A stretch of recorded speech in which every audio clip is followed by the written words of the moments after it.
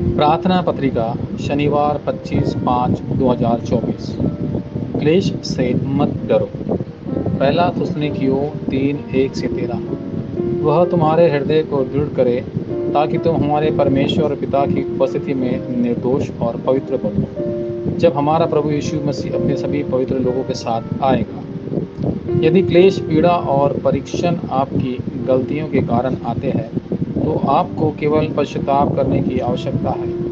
यदि वे किसी और के कारण आते हैं तो आप उस व्यक्ति को बचा सकते हैं। जब ये कठिनाइयाँ चर्च में आती है तो यह चर्च में मूल आशीर्वाद कलवरी माउंट ऑफ ऑलिव्स मार्ग के ऊपरी कमरे की शक्ति को बहाल करने का अवसर है। यदि आप वर्तमान में किसी परीक्षा के बीच में हैं तो आपको सबसे पहले उचितता, अपराहित और पूर्णता की खोज करनी चाहिए। परमेश्वर ने क्लेशों, कष्टों और परीक्षणों के माध्यम से सभी आशीर्वाद को बहाल किया।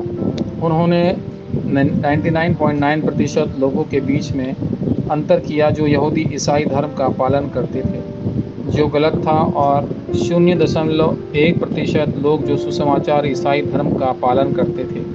इसका प्रमाण 7 अवशेष और इब्रानियों 11 के लोग हैं। इब्रानियों 11:38। जब आप क्लेशों, कष्टों और परेशानियों में धोखा खाते हैं तो शैतान अपनी कृतियाँ बनाता है। 12 रणनीतियाँ इस समय शक्तिशाली देश इजराइल पर हमला करने की तैयारी कर रहे हैं और दुनिया भर में आपदाएं आने की तैयारी की जा रही है। इनके भीतर आपको क्या खोजना चाहिए? पहला, मसीह द्वारा दिए गए आशीर्वाद को खोजने का सबसे उत्कृष्ट अवसर क्लेश, कष्ट और परीक्षण मसीह द्वारा पहले से सिखाए गए सब थे। उन्होंने कहा कि विभिन्न स्थानों पर अकाल, युद्ध और झूठ मसीह उठ खड़े होंगे, लेकिन अंत जब आएगा तब सुसमाचार सभी राष्ट्रों में प्रचार किया जाएगा।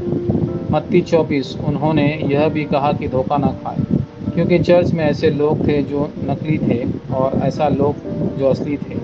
10 कुमारियों का दृष्टांत, प्रतिभाओं का दृष्टांत और भेड़ और बकरियों का। मत्ती 25। मेरे लिए मत रो बल्कि अपने बच्चों के लिए रो।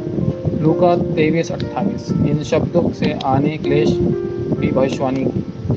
दूसरा, पौल के पास जो था उसका आनंद लेने और उसे खोजने का सबसे अच्छा अवसर। सुसमाचार के लिए जेल जाना, प्रेरितों के काम 16, बुरे चरित्रों की भीड़ द्वारा परेशान किया जाना, प्रेरितों के काम 17, अदालत से पीड़ित होना, प्रेरितों के काम 23, और मुकदमे के राह तूफान में फंस जाना, प्रेरितों के काम 27 पौल के लिए सबसे अच्छे अवसर थे। तीसरा, भविष्य के लिए तैयार होने का सबसे बड़ा अवसर। पौलुस ने अपने शिष्य तीमुथियुस को जो उस स्थान का सुसमाचार प्रदान के बाद जी उठा था जहां पौलुस ने कष्ट सहे थे, थिस्सलुनीके में चर्च में भेजा।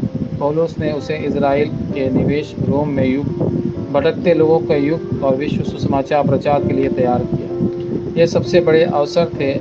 यहूदी धर्म और शक्तिशाली राष्ट्र और मंत्रिलय, संप्रदाय और सिद्धांत की विजय को सुसमाचार आंदोलन और सुसमाचार प्रचार आंदोलन को आगे नहीं बढ़ाते हैं ने दुनिया पूरी को अर्थहीन बना दिया है।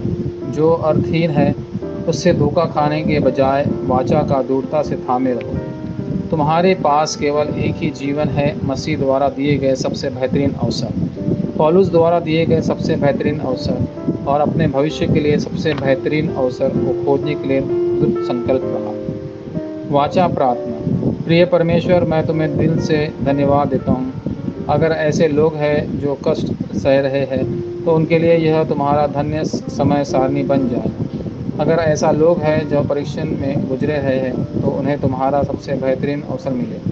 अगर कोई ऐसे लोग हैं जो मुसीबतों का सामना कर रहे हैं तो उन्हें आशीर्वाद दे ताकि वे पूरी रीत हासिल कर सकें। यीशु मसीह के नाम पर मैं प्रार्थना करता हूँ, आमीन।